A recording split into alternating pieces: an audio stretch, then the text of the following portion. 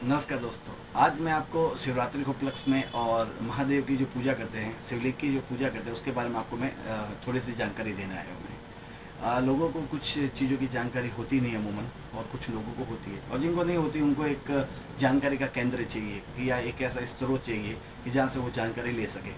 तो ये मेरे वीडियो हमेशा जानकारी और प्रेरणा स्रोत होते हैं। तो आज मैं आपको जानकारी दे रहा हूँ मैं शिवलिंग की। तो अमूमन दुनिया में जो शिवलिंग घरों में जो पूजा करते हैं या कई मंदिरों में भी पूजा करते हैं, तो मेरे जितने संज्ञान में उतना इतने शिवलिंग होते हैं, या जो मटेरियल जो कहते हैं या जिससे शिवलिंग बने हुए हैं वो ये आपके सामने हैं सारे। तो सबसे पहले मैं आपको स्टार्ट करता हूँ पारस शिवलिंग से। ये हैं पारद शिवलिंग, इनको पारस शिवलिंग बोलते हैं। ये पारस से जो इंग्लिश में अपन मर्क्यूरी बोलते हैं, ये उससे बने हुए होते हैं। तो इस तरह से ये बने होते हैं। ऊपर जो भाग है वो है शिव, और नीचे वाला जो भाग है वो शक्ति। ये पूरा बनता है शिवलिंग। इनकी पूजा होती है घर के अंदर, ठीक है। और साइज के हिसाब से जो लोग कहते हैं अंगुलिष्ठ प्रमाण, अब अंगुलिष्ठ जो प्रमाण है उसका शाब्दिक अर्थ लोगों को नहीं पता है। अंगुलिष्ठ प्रमाण होता क्या है? एक्चुअली में अंगुलिष्ठ प्रमाण होता है जमीन पे हाथ रखने के बाद अंगूठे के जितने भाग के आप घर में पूजा कर सकते हो। और अंगुष्ठ मात्र तो इतना या कौन सा भाग होता है, ये अभी तक क्लियर नहीं है। तो मैं आपको बताऊं, मैं पहले इंची टेप नहीं था, तो नापने की प्रक्रिया थी अंगुष्ठ प्रमाण। तो इतनी तक की मूर्ति आप घर में पूजा कर सकते हो, ठीक है ना। तो शिवलिंग की भी आप पूजा वैसे कर सकते हो आप। तो सबसे अच्छा जो पूजा योग्य फलित जो रहता है वो पारा शिवलिंग रहता है, ठीक है। तो ये पारा शिवलिंग है, और इन शिवलिंग की जब घर में पूजा करते हैं तो पूजा के स्थान पर रख के ही आपको पूजा करना है। मैं बताऊँ आपको, बहुत सारे ऐसे लोग आते हैं जो मुझे ये पूछते हैं या बातों में निकल जाते हैं, और शिव की कृपा है कि हम लोग तो है ना शिवलिंग इसलिए ले रहे हैं कि बाहर जो हमारे घर के बाहर ये गार्डन के अंदर जो तुलसी का पौधा है उसमें हम विराजमान करेंगे, जल चढ़ाएंगे, पूजा करेंगे। तो सब लोगों को मैं कहूँगा कि तुलसी के गमले में या तुलसी के साथ में शिवलिंग की पूजा करना निषेध है, और आपके लिए बहुत ही घातक है। वो घातक इसलिए है कि जो शिव है वो है अलग, और जो तुलसी है जो लक्ष्मी स्वरूप है, ठीक है ना। तो उनके जो पति है वो है विष्णु भगवान है। तो आप है ना शिवलिंग को अगर आपने तुलसी में विराजमान कर दिया और उनके ऊपर आपने जल चढ़ाया, जो निर्वाण का जल गया वो तुलसी माता ने पिया है, वो लक्ष्मी जी ने पिया है। तो जैसे मान लो मेरे नया हुआ कोई और नहीं पी सकता, कोई पर स्त्री नहीं पी सकती, ठीक है, मेरी पत्नी भी नहीं पी सकती, ठीक है, तो दूसरी पत्नी कैसे पी सकती है? तो उसी प्रकार से है ना, शिवलिंग का निर्वाण का जो जल है वो तुलसी माता पिएगी, जो लक्ष्मी स्वरूप है वो पिएगी। तो आपके घर में दो चीज़ की समस्या होगी। एक तो लक्ष्मी रुष्ट हो जाएगी, यानी कि आपके घर में लक्ष्मी अस्थिर रहेगी हमेशा। 1 लाख रुपए भी रोज आएगा तो भी निकल जाएगा, ठीक है, और वहाँ से शिव रुष्ट हो जाएंगे। तो महादेव जब भी रुष्ट होते हैं तो शिव का जो डिपार्टमेंट है वो है व्याधि और जरा और मौत का। तो हमेशा उसके घर में बीमारी रहेगी, ठीक है ना। तो 1 लाख रुपए आपके घर आया, बीमारी में निकल गया ये वो, तो उसके घर में कभी वृद्धि नहीं रहेगी। तो इसलिए हमेशा शिवलिंग की पूजा अपने घर के स्थान में करें। पूजा का जो मंदिर का स्थान है वहाँ पे आप करें, और विराजमान करें ऐसे लाल कपड़ा बिछा के उसको शिवलिंग को वहाँ पे प्रतिष्ठित करें। और जब भी आपको जल चढ़ाना हो तो आप शिवलिंग को हाथ में उठाएं, और एक थाली जो भी आपके घर में अवेलेबल उन पर विराजमान करें, और उनके ऊपर पंचामृत से, जब भी हैं पंचामृत से आप अभिषेक करें।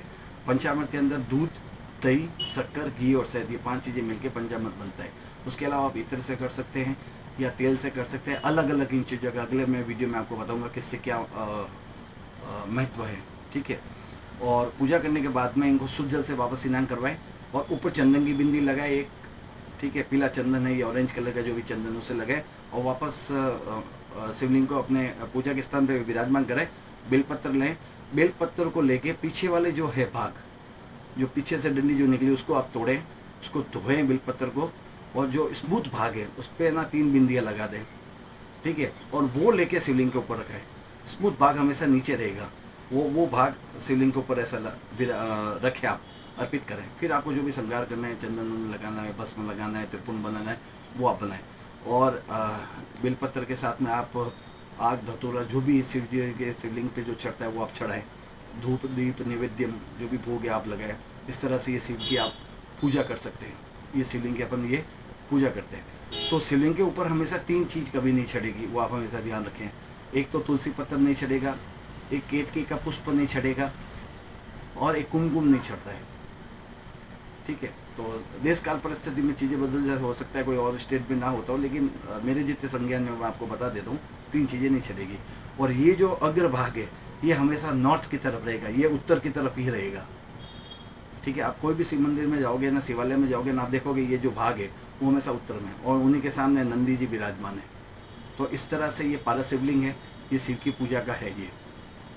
और जब भी आप शिवलिंग की आप पूजा करो, जब बिंदी अगर आपको लगानी है तो शिवलिंग पे लगाने के बाद फिर आप लगाए प्रसाद, फिर उसका हाथ को आप धोए, नहीं तो दूषित हो जाएगा, हर चीज़ में झूठा हो जाएगा वो।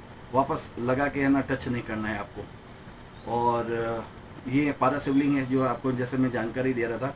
उसके बाद में आता है ये नर्मदेश्वर, ये इनको नर्मदेश्वर बोलते हैं। ये नर्मदा नदी से जो ओमकारेश्वर में आए हैं, ममलेश्वर ओमकारेश्वर में, वहाँ पे है ये नर्मदा नदी। ये उसमें से ये जो पत्थर कहना तो उचित नहीं है, ये शिवलिंग ही है। तो जैसे अपन कहते हैं हर कंकर में शंकर है, तो उस नदी से निकलने वाला हर एक पत्थर अपने आप में स्वयंभू शिव है, तो अपने आप में महादेव है। तो इनको आप प्राण प्रतिष्ठा वगैरह करने की आपको आवश्यकता ही नहीं है, और ये अपने आप में पूजित है, ये साक्षात महादेव है। तो इनको विराजमान करने के लिए इनको जो जलारी के साथ में ही ऐसे प्रतिष्ठित करते हैं, जैसा कि आप देख रहे हो। तो ये नर्मदेश्वर हो गए। उसके बाद में आपको मैं बताऊंगा, ये स्फटिक का श्री यंत्र है, स्फटिक का श्री यंत्र है, आप ये देखो। और मैं कहता हूँ 100 में से 99 लोगों को नहीं पता स्फटिक होता क्या है। लोग क्रिस्टल कहते हैं, कांच कहते हैं। स्फटिक होता है, स्फटिक जो चीज़ है वो आपको बता दो क्या होता है। स्फटिक होता है डेड आइस, मरी हुई बर्फ, कोई भी टेम्परेचर के ऊपर मेल्ट नहीं होती। उसका मेल्टिंग जो सेल्सियस है वो 1000 एबो होता है, 1000 सेल्सियस के बाद में वो पिघलता है। ठीक है ना, तो ये वो स्फटिक है जो जिसको क्रिस्टल या जो भी जैसा बोलते हैं वो। ठीक है ना, तो इनकी पूजा भी करना विशेष है। स्फटिक शिवलिंग है ये। उसके बाद में आता है पंच धातु का या धातु का, पित्तल का या मेटल का बना हुआ है, ऐसे ये शिवलिंग है। इनकी भी आप पूजा कर सकते हो, घर में व्यापारी पत्थर कहीं भी आप पूजा करते हो। उसके बाद में ऐसे भी एक शिवलिंग आते हैं जो लंबे आकार में, गोल आकार में होते हैं। काफ़ी ऐसे लोग हैं जो इनको सालग्राम जी समझ के अपने न तुलसी में विराजमान कर देते हैं, तो ज्ञात अवस्था में भी आपको पाप लगता है। ठीक है ना, तो शिव अलग है, सालग्राम जी अलग है। सालग्राम जी का स्वरूप अलग आता है, शिवलिंग का अलग आता है। तो ये भी जो शिवलिंग है उनको भी अपन ऐसे विराजमान करके इस तरह से अपन पूजा करते हैं, जैसे कि मैं आपको दिखा रहा हूँ मैं। उसके बाद में जो आते हैं शिवलिंग, वो है मार्बल का। ये सफ़ेद मार्बल में, वाइट मार्बल में ये आता है। ठीक है, इनको भी घरों में पूजा होती है और ये भी अच्छे हैं। और उसके बाद में आता है काले, ये श्याम स्वरूप में भी आते हैं, काले कलर के आते हैं। ये काला पत्थर होता है, काला कलर नहीं, काला पत्थर के बने होते हैं। इनकी भी आप पूजा घर में आप कर सकते हो। ठीक है, और जो भी आपके जिन लोगों ने आपको कुतर्क दिया है या आपको नहीं पता है, वो आपको मैं खास जानकारी दे देता हूँ शिव की प्रेरणा से, महादेव जी की प्रेरणा से। कि लोग कहते हैं शिव की पूजा घर में नहीं होती है, लेकिन शिव की पूजा घर में नहीं होती है ये बता दिया। अब ये नहीं बताया कि शिव की पूजा घर में क्यों नहीं होती है या कैसे नहीं होती है, वो आपको बताता हूँ। शिवलिंग जो है, किसी भी चीज़ का बना हुआ शिवलिंग, उसकी प्राण प्रतिष्ठा घरों में नहीं होती है। प्राण प्रतिष्ठा मतलब होता है कि जैसे मान लो ये मार्बल का शिवलिंग है और इसको आप परमानेंट, जैसे मंदिरों के अंदर परमानेंट जो फिक्स होता है, जो रिमूवल नहीं होता, जो हिल नहीं सकता या हटा नहीं सकते, तो प्राण प्रतिष्ठा हो जाती है, मतलब उस लिंग के अंदर प्राण आ जाते हैं। तो हर एक मूर्ति के अंदर जब प्राण आते हैं तो भूख प्यास सर्दी गर्मी सब लगता है भगवान को। ठीक है, तो वो जो शिवलिंग जो प्राण प्रतिष्ठा करते हैं मंदिरों के अंदर, वो घर में नहीं होती है। और घर के अंदर ये पिंडी जो स्वरूप है, इनको पिंडी बोलते हैं, ये पिंडी जो स्वरूप है इनकी पूजा होती है। ये रिमूवल आप हटा सकते हो, वापस रख सकते हो। ठीक है ना, तो शिवलिंग की प्राण प्रतिष्ठा नहीं होती, उसके अलावा शिवलिंग की पूजा घर में करनी ही चाहिए आपको। और जो शिवलिंग की पूजा करता है, जो शिव की भक्ति करता है, उस शिव समान दाता नहीं, शिव जो दे सकते हैं वो दूसरा और कोई देव नहीं दे सकते।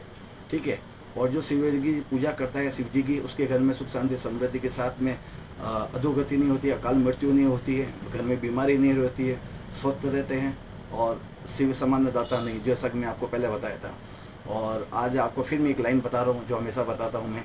33 करोड़ देवी देवता जो भी हैं वो ब्रह्मांड में विराजमान हैं, उनका निवास स्थान ब्रह्मांड में। एकमात्र एक अपने शिव माँ है, जो शिव भगवान हैं, जो महादेव हैं, वो अपने पास रहते हैं कैलाश पर्वत पे, हिमालय पे। ठीक है, जो अपने साथ रहता है वो अपनी भावनाएं ज़्यादा जानता है और एक आवाज़ में आ जाते हैं। तो इस तरह से ये है, आप शिवलिंग की आप पूजा करें और हमेशा घर में हम हो सके तो मंदिर जाएं, और मंदिर अगर नज़दीक में नहीं है तो आप घर के अंदर भी नित्य प्रतिदिन आप पूजा कर सकते हैं। और जो भी आदमी हैं, जो भी पुरुष हैं, जो बच्चे हैं और जो शिव की भक्ति में हैं और वो घरों में भी करते हैं, मंदिर भी जाएं, तो भस्म को जरूर लगाएं।